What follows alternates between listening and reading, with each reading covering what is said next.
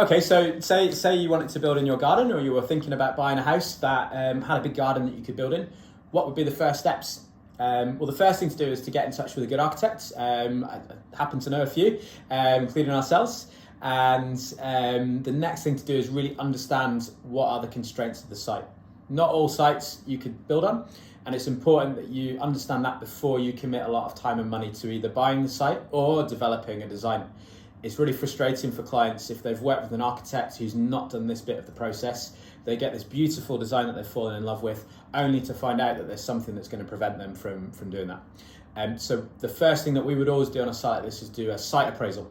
And this isn't, we don't really do any drawings, we just do a report that helps you to understand what are the things that are going to help you create an amazing development and what are the things that are going to hinder it.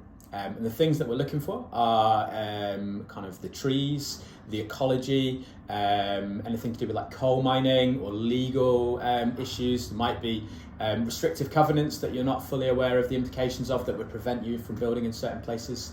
We'd also be looking at drainage and services. There might be a sewer running underneath the site that would completely stop you from developing it. And then also looking at the planning constraints, looking at planning policies and maybe heritage, so conservation listed buildings, building a really good picture of what is going to impact development on the site.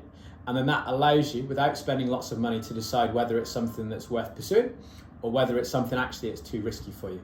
And that really very much depends on your circumstances. If you've found this dream site and you've absolutely fallen in love with it and you want to try and take a punt on getting planning permission, but it looks really difficult, then you might still want to go for it and you might still want to try and get planning for your dream house. And equally, you might already own the site, and to be honest, it doesn't really cost you anything for the site. You might as well have a go. And then you might be somewhere in the middle where actually, yeah, your time in life, this isn't quite right for you to spend another sort of £10,000 to try and get planning and fail. And there's no point starting to go for the planning process if actually it was doomed from the very start. So always make sure, if you're thinking about developing a garden like this, that you're working with a good architect that doesn't just jump into designing it. They actually take that step back and really understand all the constraints.